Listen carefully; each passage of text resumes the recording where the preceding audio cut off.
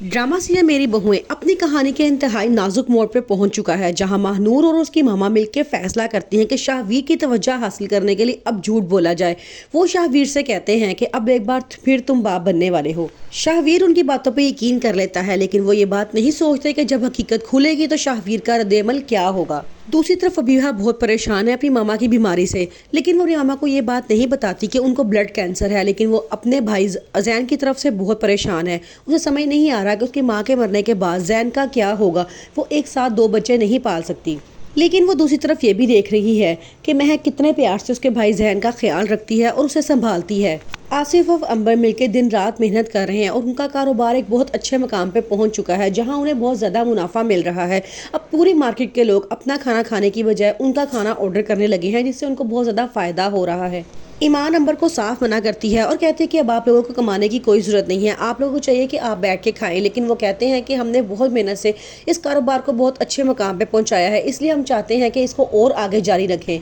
महक जो बहनूर की good news के पास चलता है तो वो अंदर से टूट जाती है। वो बहुत रोती है। उसका हस्बैंड उसको आके बहुत समझाने की कोशिश करता है कि अल्लाह ताला की तरफ से अगर हमारे पास औलाद नहीं हो सकती तो हमें से परेशान होने की ज़रूरत नहीं है। तुम अच्छे से मेरा ख्याल रखा करो, मेरे घर वालों का ख्याल रखा करो, मुझे तुमसे और कुछ नहीं चाहिए। लेकिन वो अंदर ही अंदर इस कमी को बहुत ज़्यादा महसूस करती है। फबीहा की मामा को ऐसा लगने लगा है जैसे वो सब पे बोझ बन गई हैं। वो इस बात का इजहार फबीहा से भी करती हैं, लेकिन वो उन्हें बहुत अच्छे अंदाज में इस बात की तसल्ली देती है कि आपने परेशान नहीं होना, आप हम पे कोई बोझ नहीं है।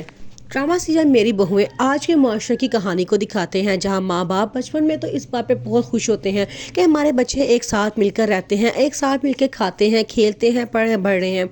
लेकिन जब वो बड़े होते हैं और उनकी शादियाँ होती हैं तो उनके घर अलग अलग हो जाते हैं। अलमीर जो भी कमाता है वो अपने माँ बाप को 1 रुपया तक नहीं देता, वो सिर्फ अपनी बीवी और अपने ऊपर ही खर्च करता है। और इस बात का भी आसिफ और अंबर को पता होता है कि हमारा करने वाला अब कोई भी नहीं है, इसलिए उम्र के इस हिस्से में भी हमें अपना बोझ खुद ही उठाना है। फबीहा को जब से हकीकत का पता चला है कि उसकी मामा को ब्लड कैंसर है, वो बहुत रोती है, लेकिन फिर उसके बाद उसकी सास को हौसला देती है, उसको मजबूत बनाती है और कहती है कि अपनी माँ के सामने रोना नहीं है, वरना उसका हौसला भी टूट जाएगा। अब तमाम घर का बोझ उन दोनों के कंधों पर आ जाता है, क्योंकि आर्यन और शाहवीर को कोई जॉब नहीं मिलती और ना ही वो कोई काम करते हैं, उनका कोई जरिया माश भी नहीं है।